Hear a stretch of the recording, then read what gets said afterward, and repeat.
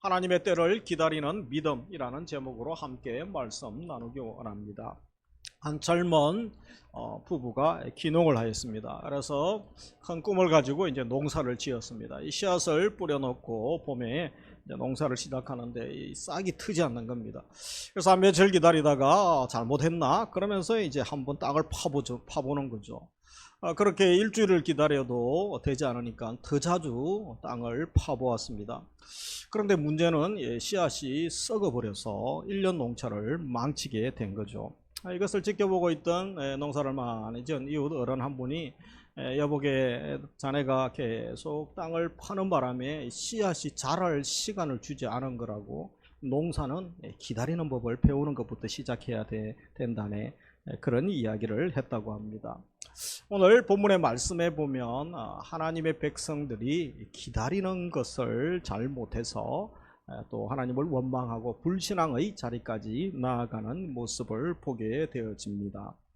그들이 공의의 하나님이 어디 계시냐, 하나님이 계시다면 정말 이 땅에 하나님의 공의가 실현은 되고 있는가, 이렇게 불평하면서 하나님께 따지기 시작했다는 것이죠.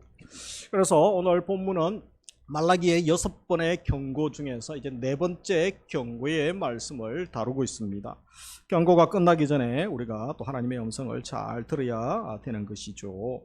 4번의 경고 중에 오늘은 하나님의 때를 기다리는 올바른 믿음의 자세는 무엇인지 함께 말씀을 나누기 원합니다.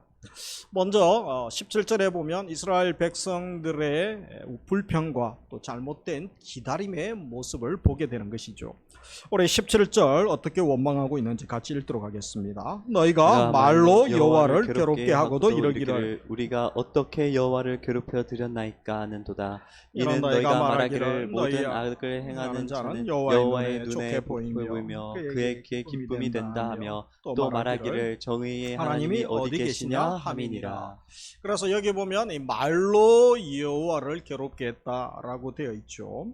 하나님을 괴롭게 하는 말들을 했습니다. 이 괴롭다라는 말의 원어적인 의미는 지치게 하다, 피곤하게 하다, 그런 의미가 있습니다. 하나님을 이스라엘 백성들이 얼마나 지치게 했는가, 그것은 계속 완악한 말, 불평, 원망을 그냥 백성들이 쏟아부었다는 거죠. 그래서 하나님이 듣기에 기뻐하지 아니하셨음을 알게 됩니다. 그 말이 또 17절 중반에 있는 것이죠. 어떤 말을 합니까? 모든 악을 행하는 자는 여호와 눈에 좋게 보이고 또 그에게 기쁨이 된다 하고, 또 말하기를 정의의 하나님이 어디 계시냐. 그래서 두 가지 이 말을 하죠. 하나님은 선을 기뻐하지 않고 악을 기뻐한다. 악을 행하는 자 하나님 기쁨이 된다. 그러면서 하나님의 정의가 어디 있느냐고 아주 냉소적이고 비꼬는 말이죠. 아주 깊은 영적 해이론에 빠져 있는 모습을 봅니다. 오히려 경건하게 살고 신앙생활 열심히 하신 분들이 이 사회의 악을 바라보고 또 하나님의 공의가 빨리 집행되지 않는 것 때문에 의아해하고 또 오히려 불신앙의 자리에 나아가는 모습들도 있는 거죠. 이들도 의로운 자들이 고난받는 현실을 보고 반대로 악이 득세하는 모습을 보면서 하나님의 공의가 어디냐고, 하나님이 살아계시면 세상이 이렇겠냐고 불평하고 따지기 시작했다는 것이죠. 왜냐하면 지금 말라기 선지자 때 이스라엘 백성들은 이 말씀을 받는 그들의 현실과 신앙에 큰 벽이 있었죠. 이 괴리감이 있었기 때문입니다. 포로에서 저들이 돌아왔죠. 그래서 얼마나 기대와 또 소망이 넘쳐났겠습니까? 그것도 그럴 것이, 스룹바벨 성전을 지을 때만 해도 포로기 돌아와서 이제 성전을 짓고 다시 민족 재건 또 중흥을 사모하며 나아가죠. 그때 스가랴나 학개 선지자들이 또 하나님 복을 주실 것이다, 이전 영광 솔로몬의 영광보다 더 큰 영광을 주실 것이다, 격려하고 믿음과 힘을 또 붙도왔던 때가 있었던 것이죠. 그러면서 한 100여 년 시간이 지나갔던 거죠. 그런데 지금 현실을 보면 시간이 지나도 너무 많이 지났는데 현실은 더 힘든 것이죠. 우리나라도 지금 경제가 많이 힘들고 상황이 많이 힘들지 않습니까? 그래서 이들이 현실과 하나님의 말씀의 차이 때문에 크게 실망하고 있는 모습을 봅니다. 메시아 왕국을 꿈꿨는데 메시아가 오면 정치적으로 부강한 강력한 나라, 경제적으로 부강한 나라를 줄 알고 다시는 우리를 괴롭히지 않고 이 땅이 복을 받아서 농사도 잘 되고 잘 살 줄 알았죠. 근데 여전히 기근이 오고 가뭄이 옵니다. 그리고 가난하게 또 외롭게 힘들게 살고 있습니다. 성전을 재건했는데 뭐 더 초라하죠. 솔로몬 때와는 비교되지 않도록 초라하죠. 그래서 뭐 이전 영광을 볼 수가 없는 것이죠. 그런데 더 괴롭게 하는 게 뭡니까? 악한 자들을 하나님이 가만두고 계신다는 거죠. 다 쓸어버려야 되는데 왜 악한 자들이 이렇게 멀쩡하게 더 잘 먹고 잘 살고 더 힘을 가졌느냐고 저들이 신앙에 큰 해이가 찾아온 것입니다. 이들의 문제는 하나님에 대한 온전한 신뢰, 또 하나님의 때가 있죠. 하나님의 타이밍을 기다리지 못한 것에 문제가 있는 것이죠. 하나님의 공의는 분명히 실현되죠. 그러나 그 때와 방식에 대해서는 우리의 생각과 다를 수가 있는 것이죠. 이들의 조급함이 결국은 불평을 낳죠. 그리고 불평이 불신앙을 낳게 되고 그것이 결국은 회개하지 않을 때 심판으로 나아가는 계속 안타까운 모습을 보게 됩니다. 오늘날 우리의 모습은 어떻습니까? 우리가 사실 이 질문은 낯설지 않습니다. 우리 2부 예배 들으시는 모든 분들 우리가 경험하는 거 아닙니까? 우리 찬양대도 이 내용을 동일하게 경험하고 우리도 이런 말 한두 번, 또 의심은 한두 번 품어보지 않았겠습니까?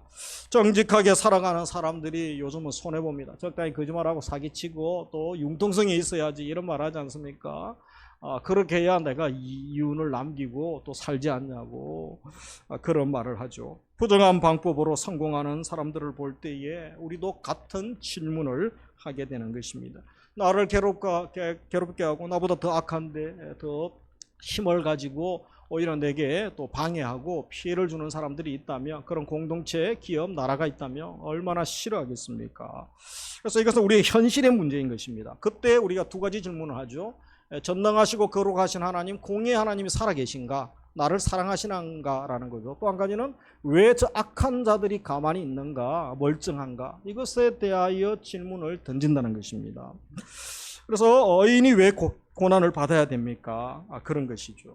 그래서 신앙의 핍박과 고난, 또 경제적인 어려움, 이 사회적인 불평등이죠. 불의, 부조리 이런 것들을 보면서 괴로워하고 또 신음하면서 의문이 들 수밖에 없고 마음이 상할 수밖에 없죠. 특별히 말라기 시대의 백성들은 깊은 신앙의 해이에 빠졌습니다. 요즘 깊은 신앙의 해이에 빠져 있는 분 없습니까? 하나님께 실망했어요. 이런 책도 있지 않습니까? 그래서 하나님께 실망하고 교회에 실망하고 자신에 대해서도 낭망하고 이렇게 살아가는 영적 냉소주의 또 패배주의에 빠져 있는 사람들이 한두 명이 아니라는 것입니다. 한 번쯤 이런 질문을 할 수 있는 거죠. 그래서 자연스러운 질문입니다. 사실 이것은 말라기 시대 때 백성들의 질문만이 아니고 또 이 시대 우리만의 질문이 아니고 성경을 읽어보면 구약성경에 그렇게 믿음 좋다는 믿음의 사람들, 선지자들도 이 질문을 했습니다. 소위 신정론이라고 하죠. 신정론. 거룩하신 하나님이 살아계셔서 하나님의 공의, 정의가 제대로 집행되고 있는가? 그리고 왜 악이 득세하는가? 이것에 대해서는 옛날에도 믿음의 사람들도 많이 물어봤습니다. 예레미야 선지자가 심각하게 물어봤죠. 그리고 하박국 전체가 그냥 신정론에 대한 이야기 아닙니까? 하나님의 공의가 집행은 되고 있냐? 그래서 답을 주죠. 그리고 여러분 다윗도 묻습니다. 시편에 이 악이 득세하는 문제 계속 질문하고 답을 얻죠. 그리고 욥기서 전체가 이 신정론에 대한 이야기죠. 하나님의 공의가 실현되고 있는가? 그리고 의인이 왜 이 불의한 세상 그들에게 고난을 받아야 되는가? 이런 것에 대해서 답을 던져주고 있죠. 우리에게도 이 질문을 하고 의문이 들 때가 있습니다. 중요한 것은 뭐죠? 그 믿음의 선배들은 답을 찾았다는 것이죠. 말씀을 통하여 답을 찾아야 됩니다. 우리도 오늘 말씀을 통하여 신정론에 대한 강한 도전을 받는 시대죠. 우리도 답을 얻을 수 있기를, 말씀으로 답을 주시기를 주의 이름으로 축복합니다. 그래서 두 번째 크게 3장에 보면 하나님의 놀라운 응답이 있습니다. 먼저 갑작스러운 임재의 약속을 하시죠. 1절 같이 읽습니다. 만군의 여호와가 이르노라, 보라 내가 내 사자를 보내리니 그가 내 앞에서 길을 준비하리라. 또 너희가 구하는 바 주가 갑자기 그의 성전에 임하시리니 곧 너희가 사모하는 바 언약의 사자가 임하실 것이라. 그래서 여기 보면 보라 내가 내 사자를 보내리니, 이 내 사자 바로 이것은 이제 앞으로 4장에도 엘리야를 보내겠다고 얘기하시죠. 세례 요한을 두고 하는 말이죠. 예수님께서도 또 이 세례 요한에 대한 언급을 하신 바가 있죠. 그가 하는 일은 뭐죠? 그가 내 앞에서 길을 준비할 것이요. 그래서 메시아가 오는 길을 준비하는 자죠. 그러면서 주께서 갑자기 성전에 임하시리니 메시아의 도래죠. 갑작스런 메시아의 임재죠. 백성들이 언제라고 물을 때 하나님은 갑자기 임할 것이다 라고 답을 하고 있습니다. 그러면서 언약의 사자가 나옵니다. 이분이 바로 예수 그리스도께서 오시는 것을 말하죠. 주가 오시는 거죠. 하나님은 답을 가지고 계시죠. 절대 늦지 아니하시고 또 절대 이르지도 않으신 정확한 시간에 하나님이 또 알고 계시고 하나님이 임재하실 것이다 말씀하시는 것이죠. 그러면서 예상치 못한 경고의 말씀을 하시죠. 2절 같이 읽습니다. 그가 임하시는 날을 누가 능히 당하며 그가 나타나는 때에 누가 능히 서리요. 그래서 누가 능히 당하며 누가 능히 서리요. 주님이 오실 때에 아무도 막을 자가 없고 감당할 자가 없는 거죠. 이 백성들은 바로 하나님께서 오셔서 심판주로 오셔서 저 악한 자들만 심판하여 주실 줄 기대하고 있었죠. 그런데 2절에 보면 하나님은 오시죠. 어떻게 오십니까? 모든 자에게 오시죠. 모든 자, 너희들을 포함한 모든 자를 심판하실 것이다. 그들은 악한 자만 심판하고 자기는 의인인 줄 알았죠. 모두에 대한 경고의 말씀을 오늘 네 번째로 들려주고 계신 것입니다. 이 말씀의 선포는 2000년 전에 예수님의 초림으로 이미 이 말씀이 성취가 되었습니다. 그리고 또 재림하실 때에 온전한 완벽한 말씀의 성취가 이루어지게 되는 것이죠. 그러므로 우리 성도들은 하나님의 역사하심이 더디다고 이스라엘 백성들처럼 원망하고 불평하고 불신앙의 자리에 떨어지는 것을 조심해야 됩니다. 특별히 말로 원망하고 하나님이 없고 또 나를 사랑하지 않는다고 쉽게 재단하는 것 우리가 조심해야 되는 것이죠.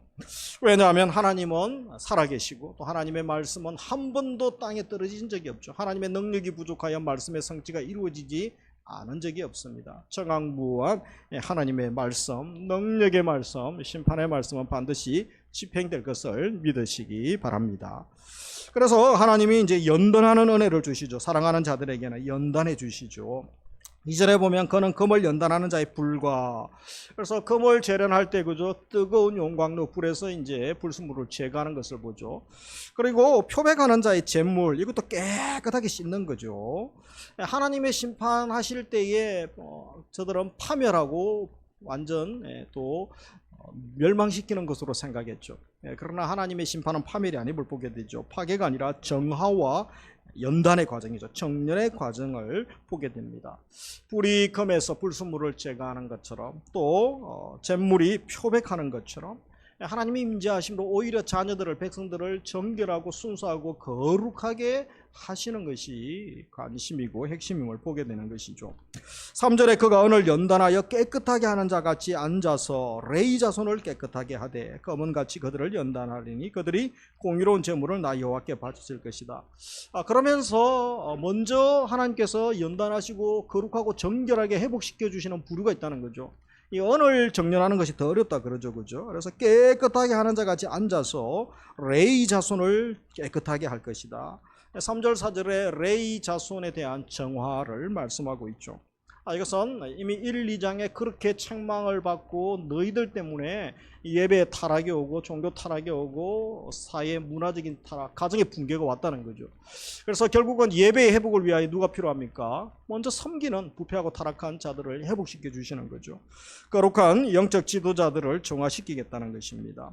그래서 레위 자손을 깨끗하게 하되 말씀하시죠. 레위 자손들, 제사장들이 또 예배 회복이 일어나면서 저들이 올바른 예배를 백성들이 드릴 수 있도록 섬기고 생명으로 인도할 수 있는 것입니다. 레위 자손은 제사장 가문이죠. 그래서 하나님과 백성 사이의 중재 역할을 감당했어야 했습니다. 그러나 말라기 시대에는 이미 타락하고 부패해서 저들이 오히려 악을 행하고 악을 조장했던, 그래서 부정적인 죄의 파급 효과가 상당했던 것을 보게 됩니다. 험 있는 재물을 바치게 되죠. 그리고 하나님을 경홀히 여기고 백성들에게 온전한 하나님 경외하는 법을 가르치지 않았습니다. 예물도 잘못 드려도 그냥 좋다고 묵인하고 방관했던 것이죠. 그래서 하나님께서 먼저 일반 백성들보다 지도자들에 대한 책임을 먼저 물으시죠. 이 권위와 책임은 비례하는 경우가 많습니다. 많은 권위가 부어졌습니까? 그만큼 어깨가 무겁습니다. 책임도 무겁다는 것을 기억을 해야 되는 것이죠. 왜냐하면 리드가 되는 것은 그의 영향력 때문이죠. 많은 사람을 살릴 수도 있고 고통을 줄 수도 있고 또 힘들게 할 수도 있기 때문입니다. 오늘날 지도자들도 마찬가지죠. 우리나라의 지도자 대선도 또 우리가 투표도 하지 않았습니까?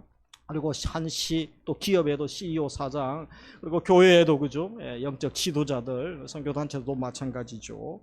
중요한 교훈을 우리에게 던져주고 있습니다. 이 교회에 또 교육자들을 세우시죠. 그리고 장로님들을 세우시죠. 또 위원장님들, 말씀 가르치는 순장 교사들, 오히려 더 막중한 사명이 있고 책임이 있음을 기억해야 됩니다. 우리를 통하여 하나님 말씀을 정확히 우리가 또 전하고 생명 살려야 될 사명이 있는 거죠. 그리고 그 영향력 때문에 그런 것이죠. 그래서 더 거룩하고 경건의 본을 보이고 예배와 또 삶의 본을 보여야 됩니다. 그렇지 않으면 이 부정, 음란, 더러운 죄악의 파급 효과가 너무 강하기 때문에 금방 자녀들이 따라하고 다음 세대가 따라하고 젊은 분들이 따라하고 초신자들이 따라하게 된다는 것입니다. 지도자의 타락은 바로 신앙 공동체에 악영향을 미치는 거죠. 반대로 영적인 지도자들이 정결해지고 회복해지기 시작하면 또 교회 전체에 선한 영향력을 행사하고 회복이 일어나고 부흥이 일어나게 되는 것입니다. 그래서 하나님께서 결국은 의로운 제사를 회복시켜 주죠. 예배를 회복시켜 주시겠다. 레위 자손을 회복시켜 주시면서 예배의 회복을 말씀합니다.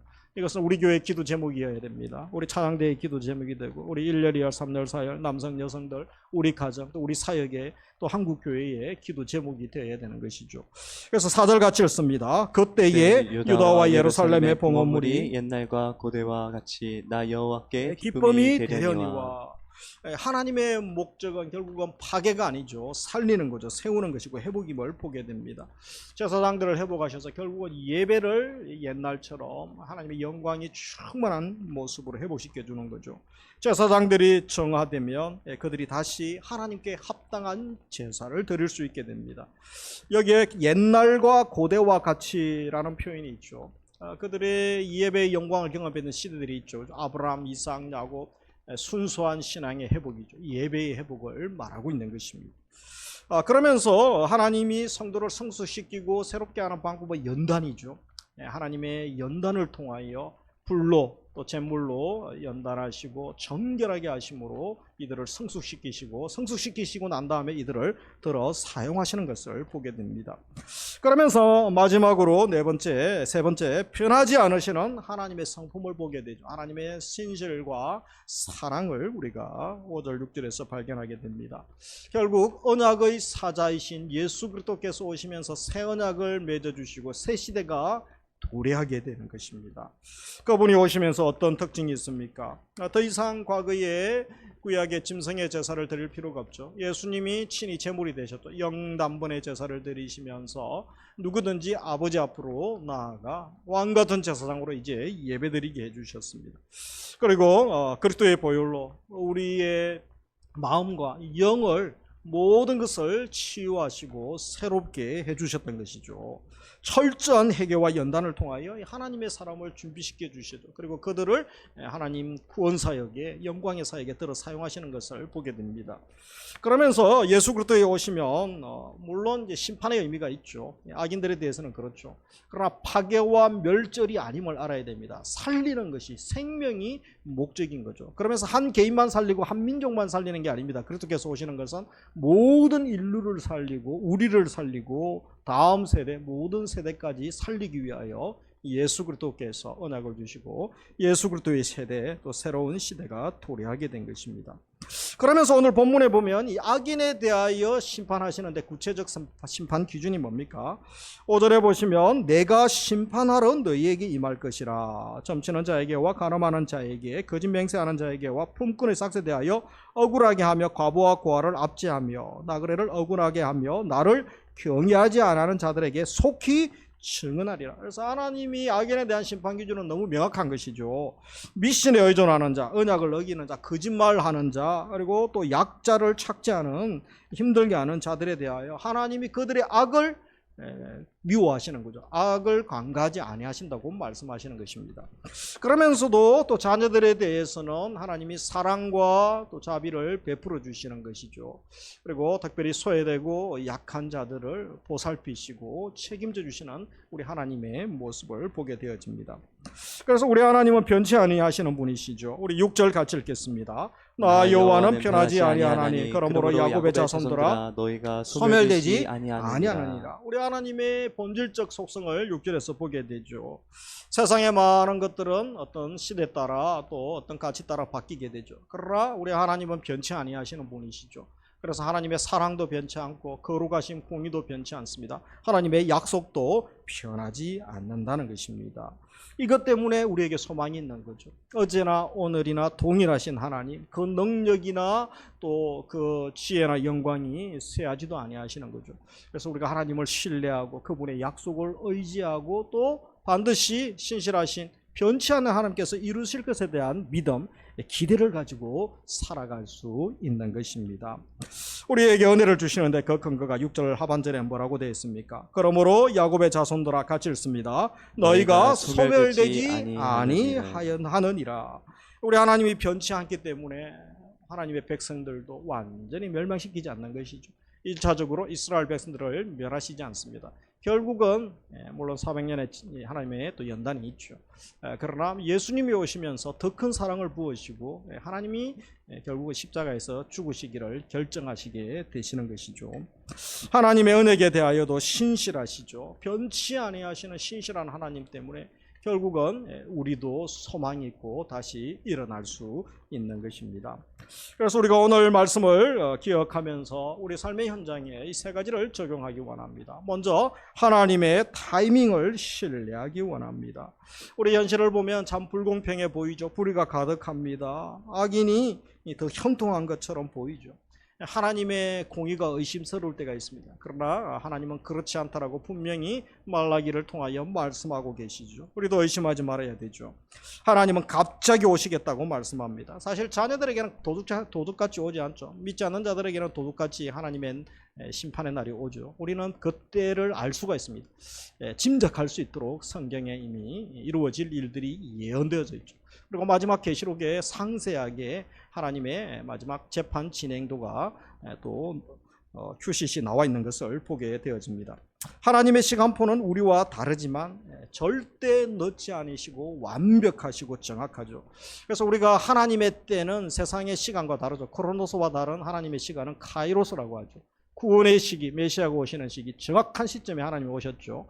그래서 하나님의 심판하시고 하나님의 일하시는 시간도 정확한 시간임을 믿으시기 바랍니다. 내 삶의 현장, 우리 가정, 또 교회를 통하여 하시는 일들 마찬가지죠.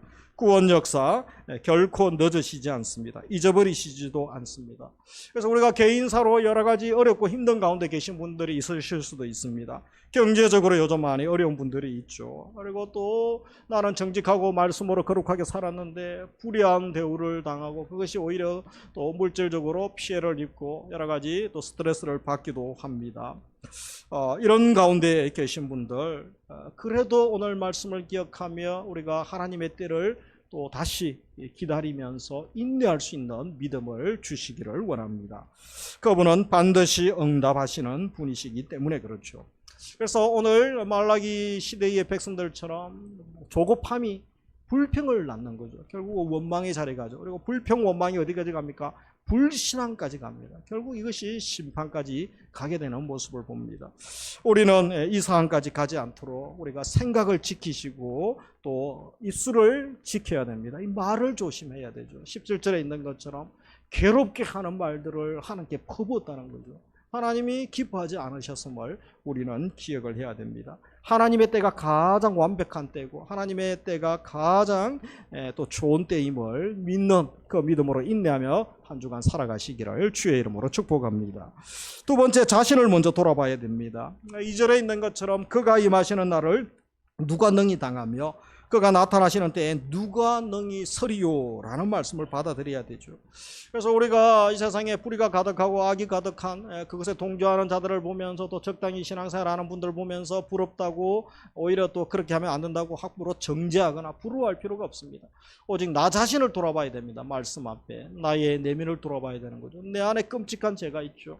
우리의 이부 예배 들으시는 저를 포함한 우리 모두의 주특기가 뭡니까? 죄 짓는 거 아닙니까? 죄 짓는 거. 취미생활 죄와 노는 것 아닙니까? 그래서 죄 짓는 거는 뭐 가르쳐 주지 않아도 탁월하게 또 잘하는 것이 죄 짓는 것입니다. 우리의 문제인 거죠. 내 안에 죄부터 돌아봐야 되는 것입니다. 나는 하나님의 심판대 앞에 섰을 때에 설 자신이 있습니까? 그리고 내 삶에 정화되어야 될 것들은 없습니까? 점술이나 미신을 의존하는 것, 그리고 또 만몬이 이미 신이 되고 성공이 신이 된 시대죠. 제일 강한 신은 자신이죠. 그죠? 자신. 내가 신이 된 시대를 또 우리가 살아가고 있는 모습을 보게 됩니다. 언약을 어기거나 거짓말을 하고 있지는 않습니까? 사회적으로 약한 자들을 무시하거나 차별하고 있지는 않습니까? 하나님의 정렬하는 불을 두려워하지 말아야 됩니다. 하나님께서 다시 한번 불을 통하여, 재물을 통하여 정렬하시고 정결하게 하시면서 거룩한 자들을 세우시는 거죠.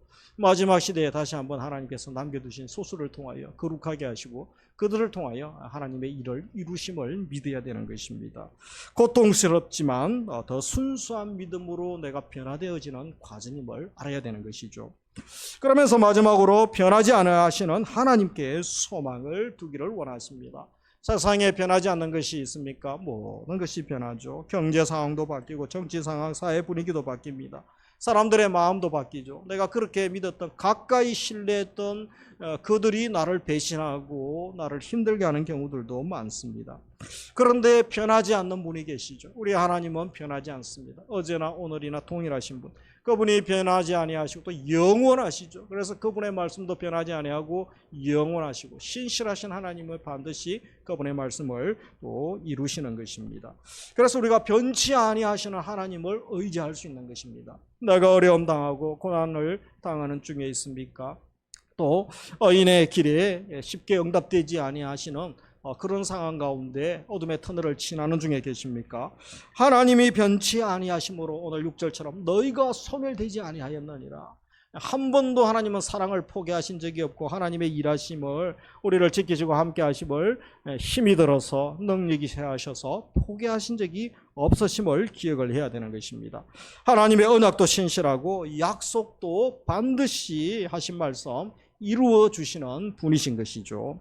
특별히 절망 가운데 계신 분들, 또 하나님의 사랑의 부재죠. 하나님의 임재, 사랑의 부재, 나를 사랑하지 않는 것 같다는 느낌을 받으시는 분들, 다시 한번 오늘 말씀을 통하여 힘을 얻으시고 신실하신 하나님, 그분은 결코 나를 향한 사랑을 포기한 적이 없습니다. 나의 기도와 눈물과 부르짖음을 잊어버린 적이 없다는 것을 기억하시면서, 문제는 내 안에서 그것을 감지할 능력이 상실된 것은 아닌가 돌아봐야 됩니다. 그리고 하나님의 때가 있기 때문에 잠깐 중단된 것처럼 느껴질 때가 있는 것이죠.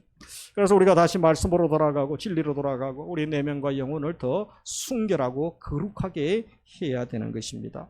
농부는 씨를 뿌린 후 기다릴 줄 알아야 되는 거죠. 그래서 우리도 마찬가지인 것입니다. 하나님의 때를 기다리는 하나님의 자녀들이 해야 될 것 세 가지를 꼭 기억하면서 기도 제목으로 삼을 수 있기 원합니다.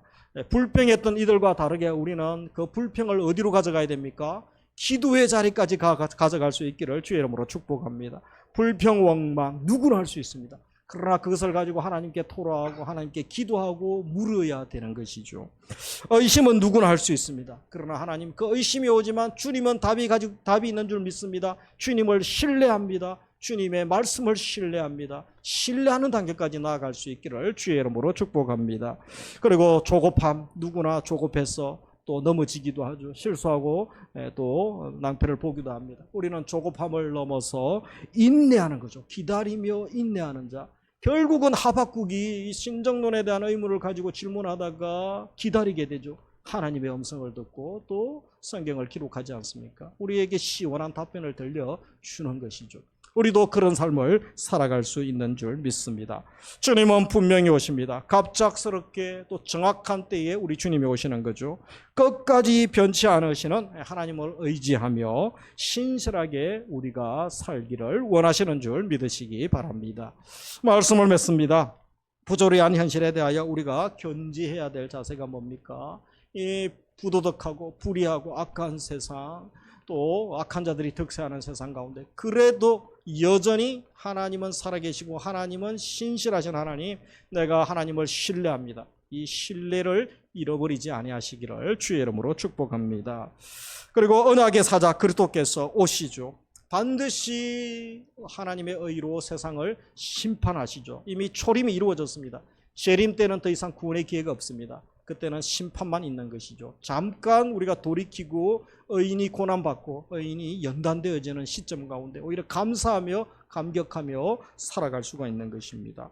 특별히 하나님은 헌신된 자들을 거룩하게 하시죠. 연단을 통하여, 불연단을 통하여 거룩하게 하는 이 연단의 과정 가운데 있기 때문에 힘들 수가 있습니다.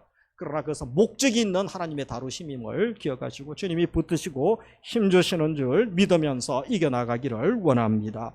하나님은 정결한 자들과 그들이 드리는 제사를 받으시죠. 그래서 예배 회복이 일어납니다. 우리 교회도 주일학교 예배 회복, 청년들 예배 회복, 또 우리 가정의 예배 회복, 사랑방의 예배 회복, 공예배, 주일 예배의 회복과 영광을 부어 주옵소서.